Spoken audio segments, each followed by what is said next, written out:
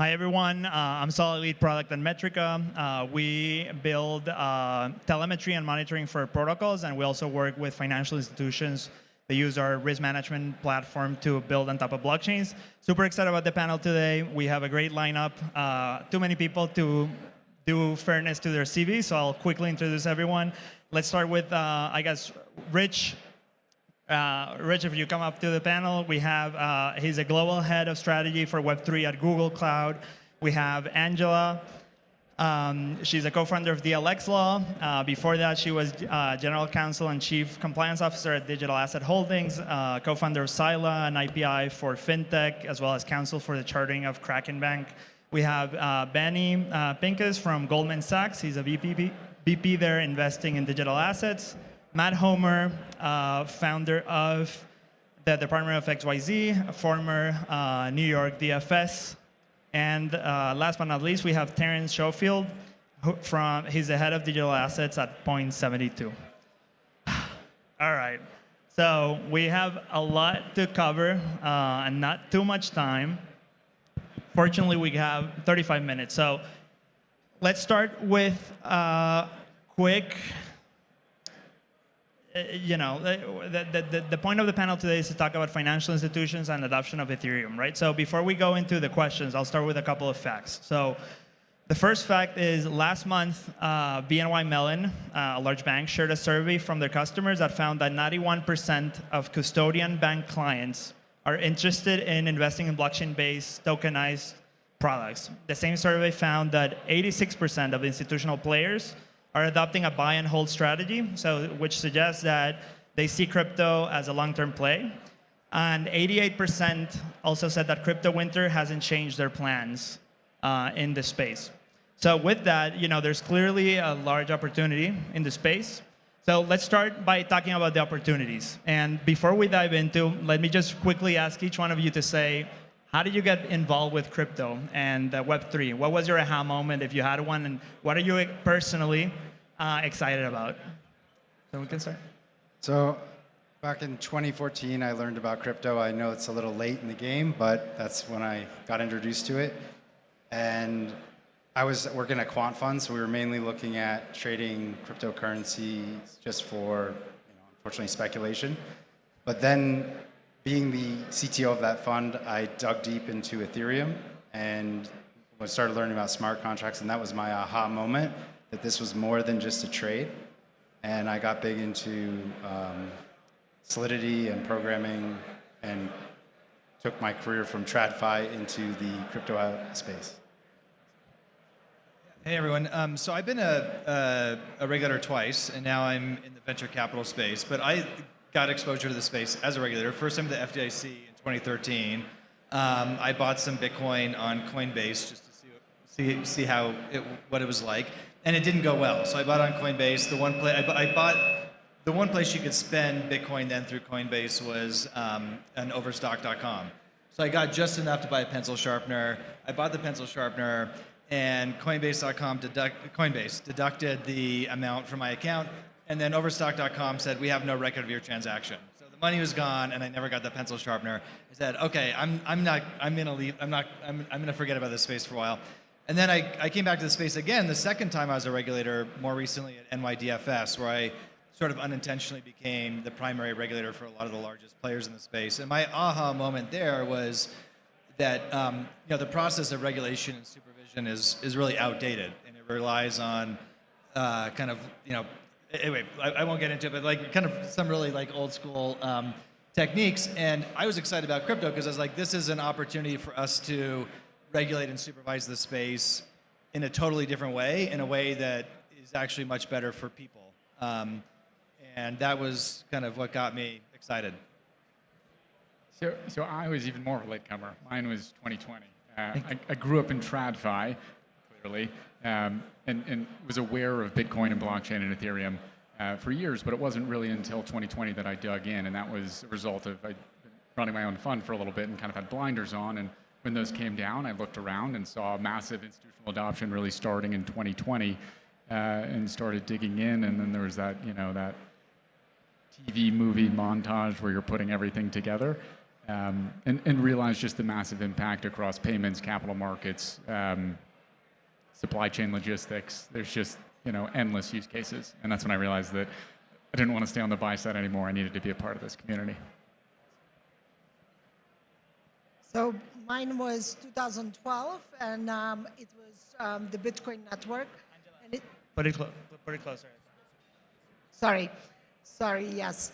I'm usually never the one that is too quiet, so I don't know what this is all about. So my first entry was 2012 Bitcoin network. I was a payments lawyer specialist, and I saw it and I was like, aha, finally somebody built the financial networks that we needed for the internet to actually have a global financial system that works. Not too dissimilar from Angela. So I really came across cryptocurrency. I was on the other side of the regulators. I was a white-collar criminal defense lawyer. So I dealt with regulators and defended clients who were building businesses that were often highly regulated. I actually came across crypto working on the FIFA World Cup corruption scheme, which I think folks may be familiar with. And it wasn't, there's no crazy story about how people use Bitcoin to bribe folks for World Cup broadcast rights. But I did learn about it, saw it in some emails, and I was like, I got to figure what this thing is. I want to know what this is. And I got on a plane because I heard about Ethereum that was happening in San Francisco, and I realized, there's going to be securities laws issues. There's going to be all of these kind of financial regulatory issues that I saw at a global scale for world football kind of happening at a micro level in this new community. And so I flew out there. I ended up representing a number of clients who had launched ICOs, heard about the SEC's involvement, and then from there just kind of went down the rabbit hole more and more, and then realized I didn't want to just kind of help people build things. I actually wanted to build and become hands-on. So it's a bit of the blend of the legal and the business side, which I think everyone here is now realizing there's a lot of value in that. So Awesome. So we've talked about what each one of you is, how you got involved, what you're excited about. Let's talk about your institutions and the companies you work with.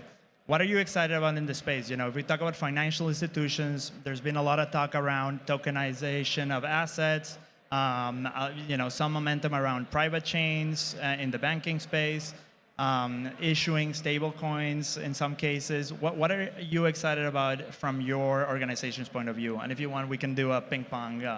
Perfect. So Google's mission is to organize the world's information and make it universally accessible and useful, right? And that's not with regard to any particular type of medium. In other words, if information and value are being moved together sort of jointly on a blockchain, we have a really unique opportunity to do what we did for sort of the early days of the internet. If folks remember what it used to be like, right? You had to know what you were looking for. If you found a website, you'd get the URL, or you'd have to figure it out, and sometimes even before URLs, you were just doing it by IP.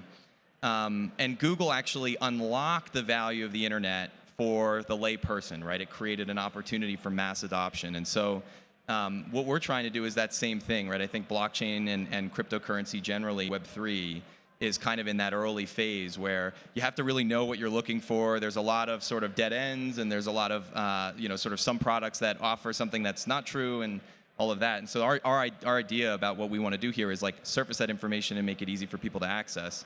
I think the other way that this also works is, we are an engineering company at heart. So our customers, who we obsess about, are the developers, the people that are building in this space. And so, if anyone's built or started a company, the pain points around data indexing, the pain points around running RPC nodes, running archival nodes. We just heard about some outages that happened this last week.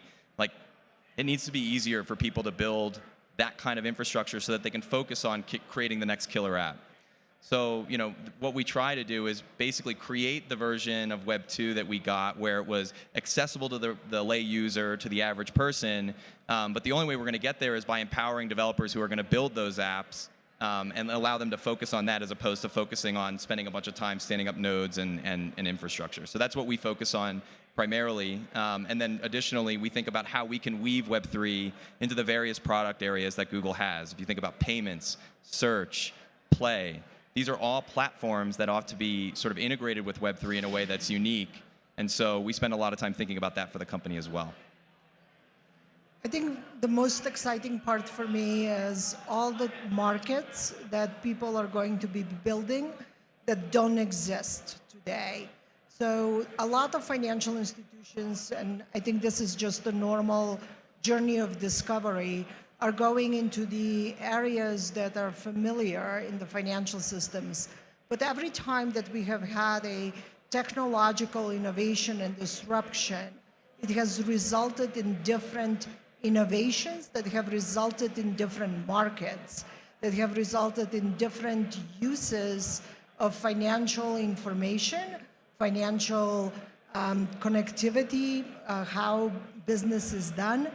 And what is super exciting to me is to look at some of the financial institutions, as well as the builders in the space, thinking about how to bring in new markets into play versus just reinventing kind of the same thing on a different technology. So at Goldman, there's a number of exciting things going on. I think the one that I want to highlight and the one that most excites me is the Goldman Sachs Digital Asset Platform, or GSDApp. GSDApp is an end-to-end infrastructure solution for tokenizing or issuing digitally native financial instruments on blockchain. So what does that mean? That is, we've had a few deals executed recently as proof of concept. But what that means is when we look forward 5, 10, or 15 years, you start to envision a world and see a world where all publicly traded financial instruments across equity and debt are tokenized and traded on-chain. So that means instant settlement, no more T+2 or T+1. That creates greater capital efficiency and fund flows. But beyond public financial instruments, we now have the opportunity to unlock all of the illiquid assets, right? All private markets, so private equity, venture capital, private credit, real estate. These are asset classes that historically have only been really open to wealthy individuals, family offices, institutions, sovereign wealth funds, pension funds.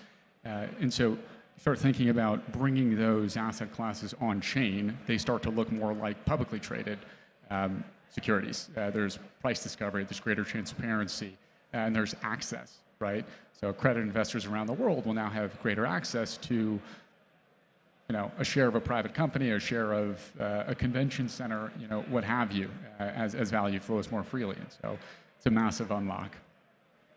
So I think if you think about the evolution of fintech, like the first part of that evolution is really what I'd call lipstick on a pig, right? It was just like creating making things a little bit better for consumers, but the underlying architecture was still horrible and broken. And to me, that's what's really the most exciting aspect of this space, is the opportunity to build new internet native infrastructure that will eventually replace all of the infrastructure that's already been built in financial services. I think the area I'm probably the most excited about right now is stablecoins, which I have no doubt will be the payment system of the future. And I think it is an area where we're really seeing the real world impact, particularly if you look at emerging market economies and kind of the benefits stablecoins are bringing to people in those countries. So I think it's going to be absolutely massive, and it's not just going to be dominated by 1 or 2 or 3 large players, but you're going to see an entire ecosystem of stablecoin companies. Yeah, if you hear what all the other panelists have said, there's all this disruption, and it originally all started for an individual, but that also paralyzes into a business. And an asset manager is a business that's going to be able to capitalize on those services, like T0 settlement that was just mentioned, less friction in payments, the stablecoin aspect that affects a treasury. At an asset manager, treasury is a very large function. And all of that is driven by systems that were never designed for 24/7 operation. So what's really exciting me is that overhaul of these legacy applications that would have had no impetus to be overhauled otherwise, and bringing it into this next digital era. Awesome. So we've talked about the potential. Let's now turn into the threats, the obstacles. What's preventing the innovation from happening? Regulators? Is that us? Is the music here? Oh, it's not here. Oh, okay. I thought it was coming from our stage. So you mentioned regulators. Let's start. That's a big elephant in the room, right? We have SEC going after Kraken, Paxos. We mentioned just now stable coins. So what from your regulatory point of view, your background as as a lawyer, and what are regulators trying to do? What problem are they trying to solve? And Well, I mean, it's natural. What you don't know is something that causes fear because you don't know what it can do and how it can do it, and you don't really understand how it can hurt the things that you have. I have a really good friend of mine who I'm going to have to credit with this analogy. I guess it's a British thing, where there's a guy on a train in Britain and he's throwing toilet paper out the window like nonstop, and this other guy That's a British thing? I guess so. And a guy comes up and says, why are you throwing toilet paper? And the guy is like, because I'm trying to protect us from all the elephants, so there are no elephants. He's like, this is England, there are no elephants. Precisely. See, it's working. So that's kind of what, some of the comments that we've seen from the financial regulators are like, the financial system was just fine when all this crypto crashed and we were all okay. And I'm like, yeah, that's because there weren't any in the system because you haven't made it easy and accessible for financial institutions to actually work with crypto in a meaningful way and to incorporate it in the type of services that they're providing to their customers, despite the fact that, as you noted, a lot of customers want it. I mean, look at this room, look at the type of institutions that are represented on this panel. I think the train has left and no amount of toilet paper is going to save it. any other comments? Well, I thought Goldman might want to talk about their regulators, but no. I mean, look, I think it is a challenge. I think, though, let's be honest. I mean, it's been in part a self-inflicted wound, right? And I think I think that the regulatory reaction. I think, I think that I don't agree with a lot of what's happened. I think unfortunately a lot of what we're seeing actually is going to lead to more FTX scenarios in the future, rather than fewer. But I think that what we're seeing is rational behavior in the context of the incentives that regulators face, right? So regulators get zero credit when things go right, but they get all the blame when things go wrong. And so, of course, this is going to be sort of their posture. I think my prediction on where things go is that over the next 6 to 12 to 18 months, we'll continue to see regulatory actions, mostly in the enforcement side. It takes a while for regulators and law enforcement to build cases, and so we should expect that will just continue to dribble out for a while. But that said, I also think that we're at an interesting point where a lot of the bad actors are being pushed out of the system. A lot of the excess risk is being pushed out of the system. And so we will see the pendulum swing. We will see sort of an equilibrium again. And I think that, anyway, I think to Angela's point, though, like, the space is not going away. I think there's some regulators who think that it might. A lot of them. But it won't. They wish it would. If they click their heels, they wish they would go home and there would be no crypto, but it's not going to happen. My advice to builders in this space is really to, build as if you are or will be regulated at some point, and just to keep moving forward. But to make that an assumption as you build your company, you probably need to have a GC or a CCO as one of your first 10 employees. But I think that trust is the big issue, right? So we talk about like a trustless environment, but I think we also, we need to me, that's really a way of achieving trust, actually, right? And like, I think with regulators, that just has to be earned. That's just, whether that's good or bad, I don't know, but it has to be earned, and that's what has to happen, right, in the next couple of years. So let's turn to financial institutions themselves, or institutions. So from your perspective, what are the barriers to adoption of fuller blockchain technologies within your institutions? What are you what are you worried about that's preventing you from building on top of blockchains? And we're at ETH Denver, so let's try to focus on permissionless chains if possible. And you can talk about regulation, but let's try to go beyond regulation. What's worrying you that's preventing the space from adopting all the things you're talking about, tokenization and all the potential? I mean, just maybe one thought on this, which is, a lot of the traditional financial services institutions are used to building things in a very particular way. And they have a lot of rigor around the information and the systems that they deploy. They can't just kind of launch things and fix it as it goes, right? I think a couple people can speak to that on this panel. And so a big part of how we kind of see ourselves as potentially an agent of change in this regard is by taking a lot of the tooling that works for probably 95% of the audience here, but that 5% of the traditional financial institution or these large enterprises, who, by the way, already are large, already are heavily regulated, basically providing a service that they're used to getting, institutional grade, right? Things that can protect them in a compliance situation with respect to things like OFAC and sanctions and AML and KYC. And so we know what that looks like in the traditional setting. So what it is kind of taking a lot of the primitives of blockchain technology. So nodes, for example, we launched a product called Blockchain Node Engine. It's basically an enterprise-grade node engine for Ethereum. So if you're a bank and you want to play on chain and have an RPC node, you have a dedicated node. It can sit behind your firewall. It can sit on your current infrastructure. And it's going to behave a lot like the VMs that you would normally deploy.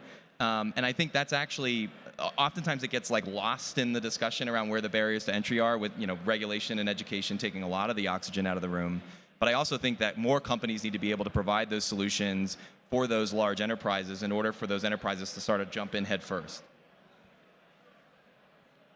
Should I go? You can go. I mean, Angela, I know you work with a lot of financial institutions. If you want to comment on it as well. Well, I mean, I think one of the other things that financial institutions need is actually understanding of the risks and the risk engines. So I think, we've had products like Chainalysis and others that have kind of allowed financial institutions to be able to meet some of the regulatory requirements. And I think building products that actually are, answering the needs of the regulators to assess and understand the risks, really what Metrica is doing, are really unnecessary products to come into maturity, so to speak, so that financial institutions can start building and getting into a lot more things head first. I'd say that was a very nice Metrica plug. But yeah, I want to echo that and say, I think, sitting inside one of these financial institutions now, the first and foremost concern is AML KYC, right? I think within the traditional world, we know who we're playing with. And I think within the blockchain-based world, we don't quite know yet. And I think the AML KYC solutions aren't at the level of effectiveness that I think would instill confidence in our institutions and the regulators. We need to know who our counterparties are. We need to know who we're operating with. So I think that's the first big one.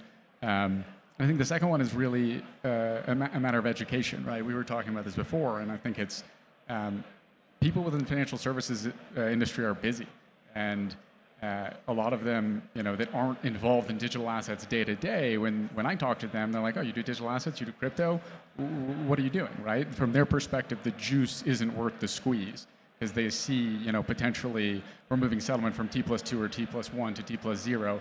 But at the same time, all they see is they're inundated with negative media headlines, regulatory headwinds, And so I think for them, they don't fully understand the massive disruptive potential of blockchain tech. And so to them, they say, well, that's not worth it, right? All of this headache just for marginal improvements, which we here know it's not marginal improvements. But I think that's the next big thing. It's just education. Can I ask a question, actually? I want to just not speaking about Goldman specifically, but a lot of financial institutions, it seems like driven by customer demand, right, had announced plans to enter the space. Is your sense that they're continuing forward as is, or they're kind of putting them on stasis and waiting to see, or what? Just thinking about the market more in aggregate, what do you see? Yeah, happening? I would say right now we are not taking any steps back, but we're not necessarily taking any massive steps forward either. This is certainly a time to take inventory. And I think to the conversation we're having, regulatory clarity will be really helpful in unlocking the kind of Cambrian explosion of innovation. But we're a commercial institution, so we want to be helpful wherever we can with clients. But around some of these hot button issues where there's not clarity around certain things, we're pausing, and we're communicating that to clients too. I would just add one thing, sort of on the regulatory side and getting them comfortable. Regulators are, of course, going to want to see a control framework. So they're going to want to see you say, these are the inherent risks associated with this activity. Here are the controls I'm going to put in place, and then here's the residual risk, right? And those controls are very important. And I think that ecosystem of providers is still being built out. I mean, I think Metrica, for example, plays a really important role. I see Alot from Altaria back there. There are a lot of players that are emerging to help financial institutions build that control framework to manage the risk to get regulators comfortable. Yeah, just building off of that, financial institutions manage risk at the end of the day, especially on the buy side. They run a book. The book is warehousing risk in one way, shape, or form. And if you strip out regulation, you strip out even portfolio risk, you still end up with operational and technical risk. So as we standardize, as we mature, that's what's going to help. And it's also going to be getting people that come from this community into these organizations. So like a good example is like ERC 4337 that just came out. That concept was something that I was pitching in a closed door room, and it didn't really go over well. But then once it became a formal standard, even though it's a standard that nobody really is like looking at on a detailed basis, it became much more palatable. So, that's what it's going to take to get financial institutions in. It's more people from this type of audience in these firms. Awesome. So we've talked about the opportunity. We've talked about the risk. Let's talk about the future. So what do we need as an industry to do to move this forward? What do we need to, get more institutional adoption of permissionless blockchains like Ethereum? Do we need standards? Do we need, to abstract this from the end user? Do we need self-regulation? What are your thoughts around this? I mean, you need a killer app, right? Like that's actually what needs to happen. I think, look, I used to be a securities lawyer, and I have my own views about this, but there is a lot of oxygen taken up about how to win over regulators with principled arguments. And generally we're not seeing that work very well, right? We've had about 2 years of throwing stuff against the wall. It's been okay. But if you think about some of the best products that have come out that were really disruptive, not just technologically, but also legally, I think of Uber, right? Uber didn't win because their principled arguments about why they were a transportation network company and not a taxi cab was listened to by the regulators. They won because so many people wanted to use the app that it became politically untenable to go against it, right? I mean, I was living in Hoboken at the time. Hoboken City Council banned Uber, and people were absolutely up in arms, and they repealed the ban. And it had nothing to do with all the policy arguments that fell on deaf ears for 2 or 3 years before that, became they started to resonate. And so I think if you build a killer app, that's going to have a lot of power, not just in terms of bringing mass adoption and bringing 1 billion users and new developers and all of that, but it's going to go a long way with the policy stakeholders and sort of convincing them that there's merit to this technology and to preserving it and making the U.S. Sort of an incubator for it, which is what Brian Armstrong was talking about just yesterday in his op-ed. So I think that needs to be the focus, right? The user journey should stop being, I go to Coinbase and I buy an asset, and then I get a wallet. And why do I do these things? I can't pay anything. I can't buy a car with it right now. There's no killer app that I can use. There's not a Google Maps that's on Web3. So we need to change the user journey where people go to Coinbase to access the asset. They get the wallet because they want something that the wallet enables, as opposed to the wallet being the be-all end-all or the asset itself being the be-all or end-all. So I think that's what the space really needs. And if you provide that, it solves a lot of the major challenges that we see with policy stakeholders and consumers. I mean, I think going back to first principles, it is the community and the users that we're building for. So doing, the golden rule still applies. Build it the way that you want it and treat everybody the way that you want to be treated.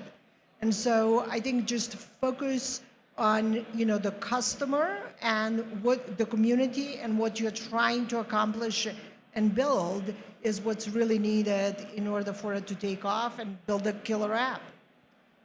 So just if I may interrupt, so I agree with that on the consumer side. But if we talk about financial institutions, you could argue that there are some killer apps. Like you could do, T+0. You can do like a lot of things like cross-border payments much more easily. What's preventing, how can we move past that? What do we need for institutions to adopt that? I mean, if we assume that one of those is a killer app, or are you implying that none of those would be? I think it's, again, the development of new markets that it's necessary in order for all of that to take off. Because if you're just going to deal with the current markets and the small profit margins or the profit margins that they're used to, there's no incentive to change it. But then if you look at just to make it more interesting, if you look at the data, people want it, right? Like we started the panel with some facts. People and institutions are interested in it, right? So it's like kind of chicken and egg problem. They're wanting it, but then institutions are saying we can offer it, and then it becomes a self-fulfilling prophecy. Last time I checked, when people didn't the institutions didn't really want to offer online banking because it was really expensive and very unsecure. So I'm just going to say, I don't know about that argument. I was just going to give the boring answer of regulation. I mean, I realize the killer app is a great angle, and I realize that would ultimately push the government into something. But look, again, sitting within one of these financial institutions, we are SEC regulated. We are a systemically important financial institution. It's hard to really operate without a killer app unless there's rules of the road from the SEC. And so then you're right. We're kind of stuck between being commercial and clients asking us to be helpful, and the SEC saying, can't do that.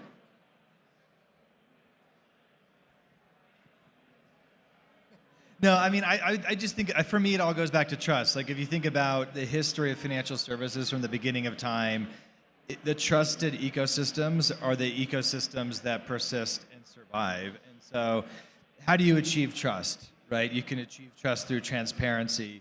You achieve trust through reliability. Like, I think we have to really go to first principles. It's everyone's obligation in the space. If you're a company, like, it should be something you're thinking about on a daily basis. Like, how do we achieve trust for the people in our ecosystem? And I mean, like, it's cyber, right? I mean, think about there's like a lot there, and it's going to be different for every company. But I think like that is the one thing that has to be solved. Yeah, again, I think it's the people, bringing the people into TradFi who come from crypto backgrounds. The more we get in, the more mainstream it becomes. And it's no different than how, a retail company wasn't an internet company when it first started. It was a retail company. Then the internet happened. And then eventually you go to Walmart, and there's a section of Walmart that looks similar to Google. So that's what we need in the financial services industry. Awesome. So according to this clock, we have 1.5 minutes left. We can take one question. Anyone have one burning question? There you go. So post Ethereum merge, right? MEV validators there was actually a report that are choosing to be OFAC compliant. And that percentage was about 79% in November. More recently, I believe in February, it's about 50% of MEV validators choosing to be OFAC compliant. And I see this as, one, an opportunity in permissionless networks for financial institutions or other concerns from government.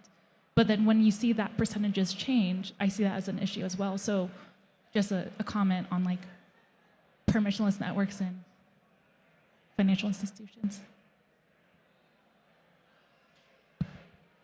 Well, I mean, this kind of goes to the tooling point that I made really early on when we first started talking about what we do, which is like, right now, like the community relies on Flashbots and MEV Boost to kind of do some of them, but there really ought to be, more sophisticated tooling. I know we were talking with the Metrika guys about this. More sophisticated tooling for people to basically vote with their feet. right? The benefit of these permissionless networks is that if someone wants to, enforce OFAC compliance across the nodes that they run, they should have the optionality to do that. And if people don't, well, they should be free to choose to do that as well. But I do see that there are companies that want to impose that compliance, or maybe not, but the barrier for them is the technology gap. And so I think like building developer tooling that solves some of those issues at every part of the stack is actually going to help, I think, create clarity there, where instead of just wondering like, why is this number moving up and down? Are people actually voting with their feet? Do we have a number of validators offline? Is there an uneven distribution of technological access, right? Which I think is a big issue. I think the goal would be create sort of an equal playing field so that technology is not the barrier to entry. And then we can actually have discussions about, like, from a policy perspective, from a proportionality perspective, how the ecosystem should respond. So, again, I think it goes back to that tooling and what people can do or are enabled to do, and then maybe that being a barrier to entry in and of itself for them to make an informed decision. Thank you so much for your time. Thank you for joining us.